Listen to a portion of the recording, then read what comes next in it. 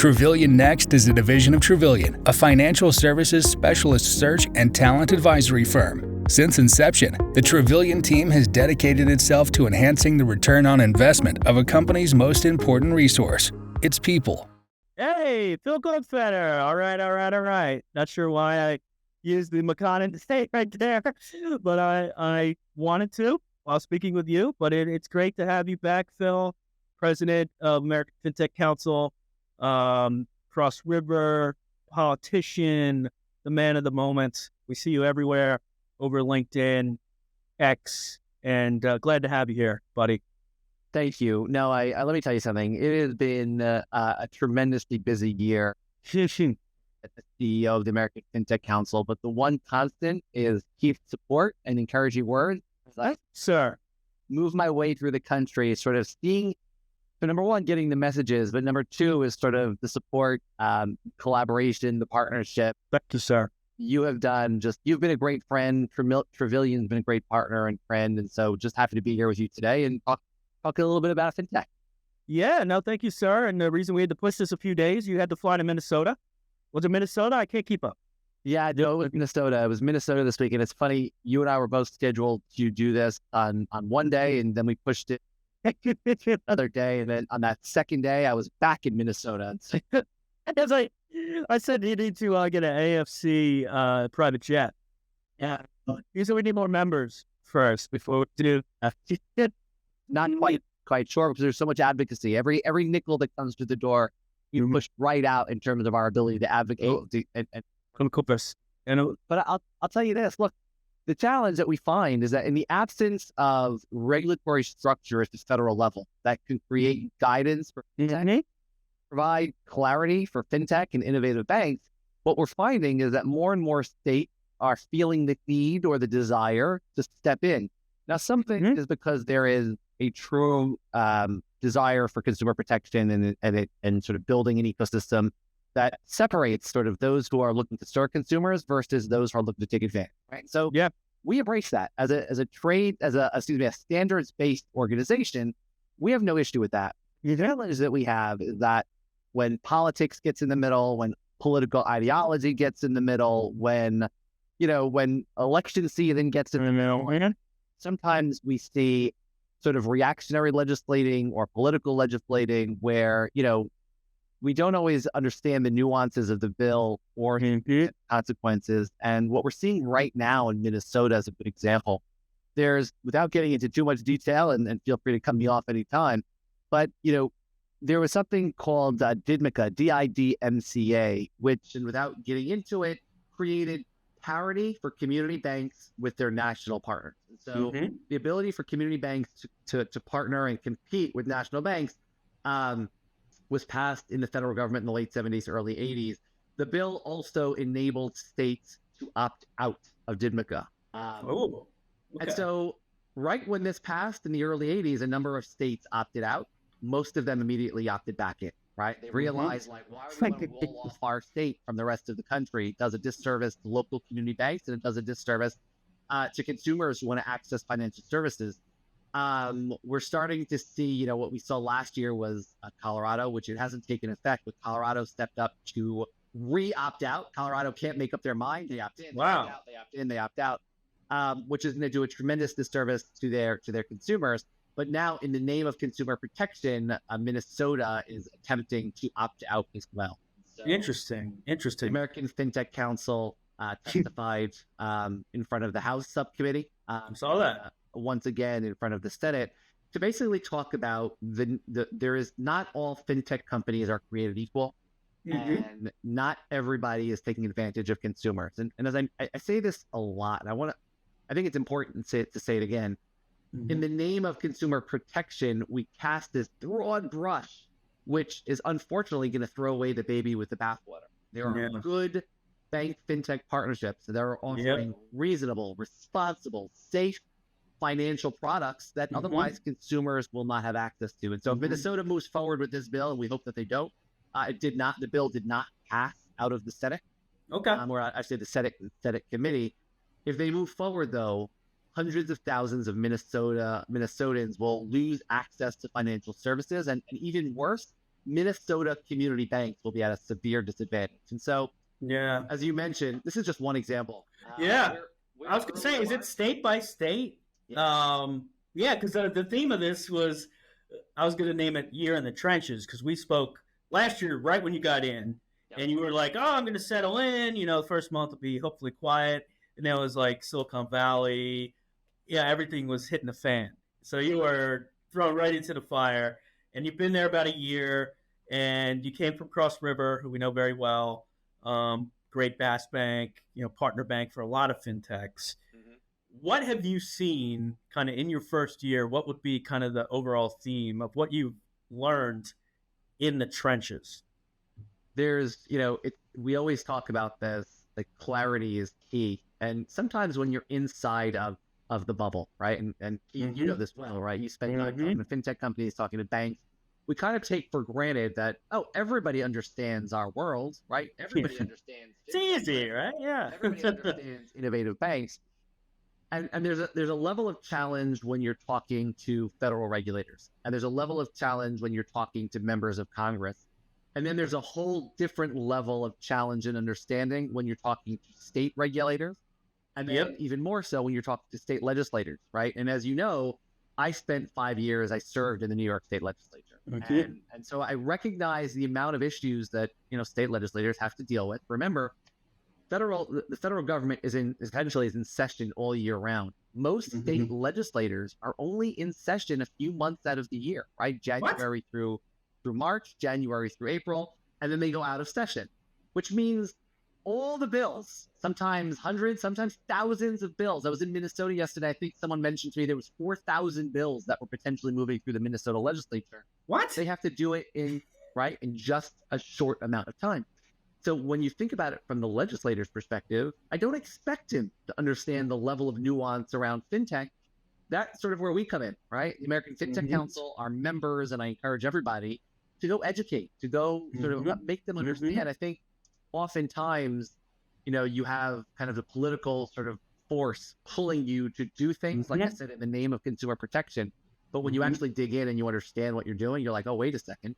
If I pass this bill, it's going to hurt consumers. Hurt my constituents. It's going to hurt. You're going to hurt smaller banks. It's going to hurt the fintechs that are serving all these communities that, there's so many great fintechs out there, Phil. And, I don't want to pick on Minnesota, but Justin, it's funny. You mentioned I've been here a year. I could probably spend this entire episode and talk just about, sort of 2024. Forget the fact I've been here since March of just the last 2 months. Yeah, forget about 23. Rhode Island, Minnesota, New York, California, Wisconsin, Kansas. I mean, it's been a flurry of activity sort of across the country. And our job, right, is to keep, number one, obviously, is externally members and legislators and policymakers informed, but also keep our own members informed, right? Not only all of our members sort of are able to follow sort of the vast activities that are going on. And so we keep them informed as well. And I'll say the beauty of our membership, which has grown, this is, something I'm very proud of. We've grown probably more than 40 members since I started here at AFC. Yeah. Which is exciting, right? It is. You need more power in numbers, right? Yeah, I think it's also, there's so many innovative fintech product offerings that, just sort of don't have a voice, right? And we can talk about, you and I have talked about bank fintech partnerships, embedded finance, gas, but also things like buy now, pay later, earned wage access, right? Oh, yeah. So many different products, and each one, is, oftentimes when you hear fintech, the average person thinks fintech is cryptocurrency and it's all fraud. I mean, that's the false perception that exists. Yeah.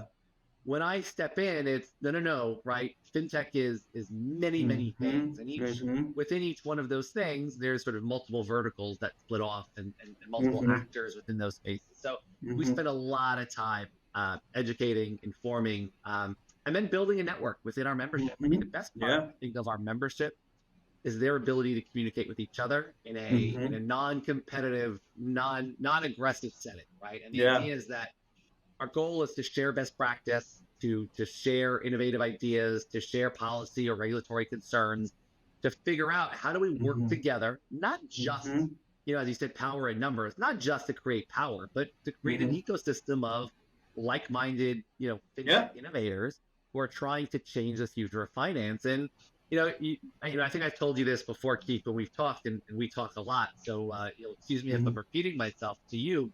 Is that I find when you put 4 or 5 CEOs in a room who are in the similar like-minded product. So let's say bank CEOs, you put them in a room, and you sort of get them talking about sort of you break down barriers of competition. All of a sudden, there's a lot of ahas that happen. Oh, you do this. Oh, you do that. Oh, that's how you think about it. And it creates, think about that, right? It creates excellence, right? Like, oh, okay, I'm going to change my system. I'm going to implement this. I'm going to look at that vendor that you're using, right? It creates all these kind of opportunities that we think at AFC is part of our mandate to build, right? A system that is communicative internally and externally. And I've known you for years, Phil, and you really care.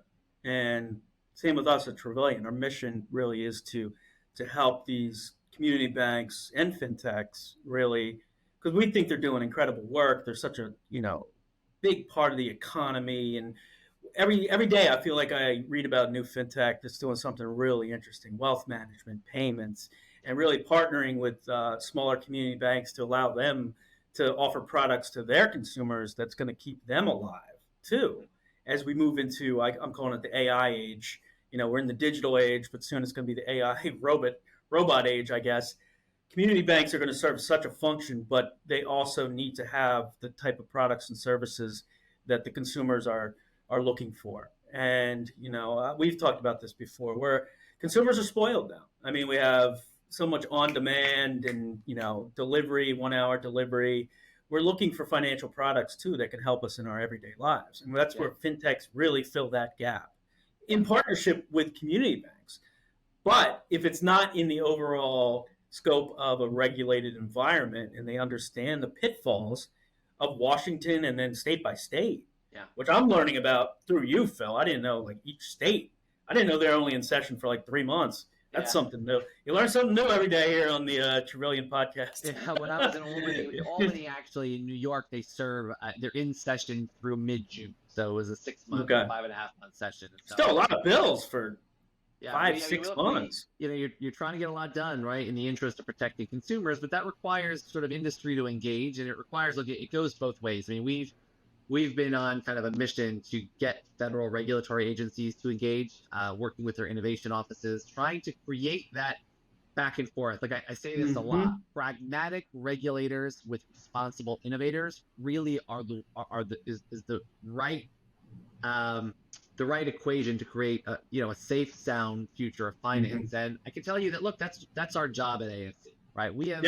In the last year, we have implemented so many new programs, so many new opportunities, webinars, AFC Learning. We do state flyouts. We do congressional flyouts. We do. See that? We're literally, we really try to make sure that our membership is engaged to the extent that they're able to, right? Some companies are larger, and so they have staff and the wherewithal to sort of, work hand in hand, and some are smaller, right? Some community banks that we work with are really small. And so we serve as their education and their outreach arm, and we try to do that. We try to make sure that every responsible fintech innovator is well represented. Yeah, no, in your conference last year, and I just saw the update for the conference this year, was one of the best conferences I've been to. It was very, it's smaller. You still had, probably 800, 1,000 people there. But the breakouts, what I saw in those breakout rooms with chief risk officers from Bass Banks talking with fintechs, it was just so nice to see, like you said, those aha moments. Oh, they're doing that. That's interesting. Because what's great about this ecosystem too, Phil, and the community banks want to help each other. There's enough fintech business, especially the Bass Banks. There's enough in the pipeline for everybody that they can't even handle it. They want to understand how to do this correctly. And everything over the past month has been, Bass related and consent orders, I know you just brought in Emprise Bank, which great bank we work with, fantastic culture, fantastic products. What do you think from the fintech side? I'll go from the fintech side right now, working with the Bass Banks, the next stage, which a lot more are going direct. It's not going to have middleware anymore. Yep. What is one area on the fintech side that you really feel like you need to educate them on, and you think the AFC is really doing a great job of getting that information to them. Yeah, the beauty of AFC is two things that differentiate us, I think. And I'm going to talk about the summit, which, by the way, for those of you who are listening, Great summit. November 19th, it is very pragmatic. It is it's not your traditional, come listen to some panels and go home, right? We really try to, we bring the consumer groups, we bring the politicians and the legislators and the policymakers and the industry, and not just for presentations, as you mentioned, some real good working groups where like-minded people can come together for real responses. But to answer your question is something that I've been saying for a long time, and you've known me for years, and I've been saying this long before we've been reading the most recent headlines, but compliance is key, right? I think there was once a world where fintechs didn't want to be seen with banks, right? Like behind the scenes they did, but in the public, we don't want to be associated with the banks. And the banks were afraid to be associated with the fintechs. What makes AFC different is two things. Number one is that we're a standards-based organization, meaning every company that joins has to abide by the various standards that we set for earned wage access, for buy now, pay later, for bank fintech partnerships, for fast operators. And so, we really want to lean into the regulatory structure that maybe is not formalized anywhere else. And we're trying to build that. And we work with our partners at Alloy Labs and with all of our members to develop those things. So that's number one. Number two is that this is, I would argue, the only association that has banks as members together with the fintech companies, right? And so we've built an ecosystem that is sort of represents the full breadth of financial services and fintech, and enables us to have, I would think, more thoughtful conversations. And thankfully now those conversations have shifted all towards what does it take to be compliant? The challenge is, right? And so the compliance is king. And I think fintech companies that embrace that earlier will have an easier path. The challenge is that, as we mentioned earlier, right, in the absence of those rules of the road, banks are going to do the best they can given what's out there, what's publicly available from regulators. And unfortunately, there's not enough, right? We're not getting enough guidance. Look, I've heard stories where banks are begging their regulators, like, hey, we want to do X. Can we do it? And the regulators don't say anything, right? And they'll say, oh, but we really want to do Y. We think it's easy. It's going to create no more risk and no more compliance concerns. And the regulators say, just do it. We'll figure it out on the exam. It's like, well, why don't we talk about it right now, right? The whole concept of regulation by enforcement, I'll tell you if it's right or wrong when I come to examine you. And it's very unfortunate. And we saw recently members of Congress wrote to the FDIC trying to get a better understanding of how are they engaging? What kind of questions are they asking community banks? Is there a uniform sort of rules of the road? Are there uniform questions that examiners engage their banks with? And I can tell you that I know members of Congress ask the questions. I can tell you the answer is no, right? The FDIC seems to kind of make it up as they go along. And more credit to the Fed and to OCC. They have sort of robust innovation offices. I think there are some agencies that just do a better job of engaging and some don't. Yeah, and it's so crucial. I don't know how you build a product or a roadmap without specific rules, especially in banking and fintech. You're almost hoping, I don't know, we'll figure it out at the exam. What if they don't like it at the exam? Do you see that changing at all, Phil? Do you see kind of breaking down that wall and saying, let's work on this together? Or is it too much politics? Right. I definitely think you hit it on the head. I think the politics obviously plays in. But what I will tell you is that at some point there's not going to be a choice because, if you would have said 20 years ago, most of us are going to do our banking on our phones, most banks would have been resistant to that. I'm not building an app. I'm not going to build online banking.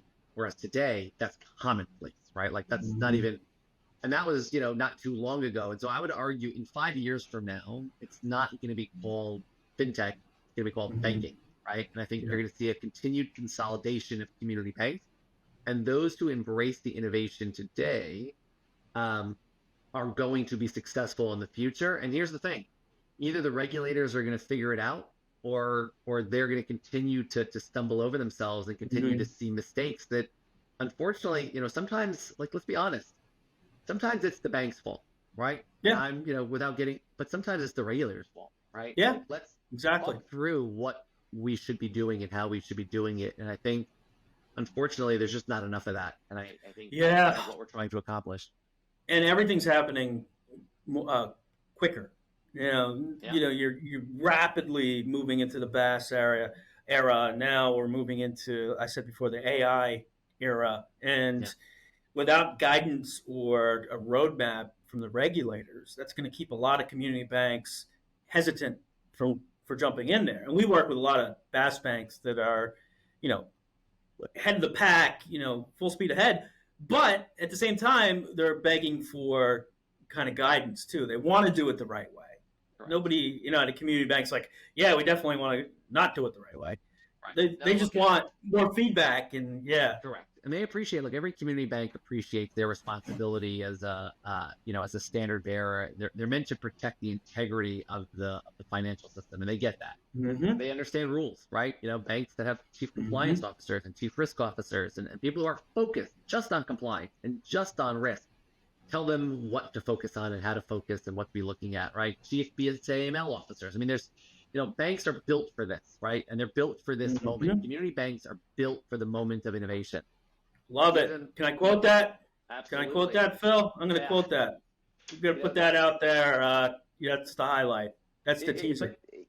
But it's so true. And some of them are thirsty. Look, I can tell you, I'm thinking through, like, Emprise Bank just joined, but I think of some of our smallest banks like Portage Bank or DR Bank or ONB Bank, right? There are so many just innovative-minded community bankers who want to change the system, right? But just don't know how to do it. And so part of that is engaging with industry, and that's why they've joined AFC, and they're engaging with industry and they're learning best practice. But like I said, more guidance from regulators, I think, is critical to the success. And look, that's where AFC falls in. I'll say that, on November 19th, we're going to gather back in Washington, D.C. and put everybody under the same roof and hope that we can come away with concrete takeaways that, folks will be able to use to strengthen their systems and create a better, product for their consumers, whether you're a fintech company or a bank.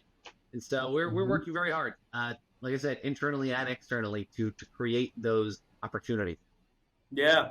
I know you're heading to Las Vegas. I had to catch you before another flight out on Sunday. I was talking to you via text that the TSA workers probably know you by name. Hey, Phil, good to see you. Yeah, it's very scary. Mostly it's scariest for my wife and kids. Who see me probably in the same way you're seeing me right now, more through screen than they do in real life. But what we're doing is critically important. I believe I spent my entire career in public service. And I can tell you that, like, my job right now at AFC is no different than anything I've done throughout my career. This is a public service, right? Consumers need access to financial services. And it's too often times we use words like underbanked or unbanked or access to credit or financial services as punchlines. These are not punchlines. We're not talking about the abstract today. No, it's We're real talking people. about real people, real services, real issues, safe, reliable, transparent, that unfortunately, if you don't understand, you take those things away from them, and what's left? When you take the good things out of the equation, you're just left with the bad stuff, right? It's the opposite of good filtering, right? If you just took the stuff that got stuck in the filter, is sadly you're not going to get the best stuff. Yeah, and each day there's that's what I love about this industry. There's innovators on both sides, and they wake up every day trying to figure out ways to help the average person, the small business, the big business, whatever it may be. But especially in the community bank, fintech area, these products, I use a lot of the products. I watch webinars on what they're going to do, and it's so exciting to see what's now happening with retirement and wealth. You said earned wage access and tax returns. Yeah, it's not abstract. This is real issues for real people. And, that's why I can tell you're passionate about it. We're passionate about it here. And, it makes those trips to Minnesota in February easier when you're fighting for a cause and under oath. Very well said. But Phil, I don't want to take up any more of your time on this Friday. Just wanted to catch up a year later. I know you're fighting in the trenches. I always look to you, your information that comes out each week on what's happening, not just for your members, but for your audience as a whole. I would really recommend going to the website and speaking with Phil, because it's just, there's so much happening. You're right. You need an organization like yours that's going to dilute it or get it down to where it's readable, and it's not like a 1,000-page bill that you have to go through. We try to distill all the information into something that's more consumable for our members, and most importantly, actionable, right? Like, okay, I got this information. What should I do with it? Should I change policies? Should I change? It's, again, we're very pragmatic in our thinking that, it's information. We all live in busy lives. We all have day jobs, right? And so, like, I need to give you the information that you need and that you can action to make your products, your company, and your services that much better for the consumer. Well, we'll end on that note, Phil. Thank you so much. Really appreciate it. Thank you for finding time on this Friday before heading out to Vegas. Enjoy yourself at FinTech Meetup, another wonderful event that brings innovators together, and hopefully coming out of that, we'll have some. But at the same time, the legislation, the regulators, they're not going away.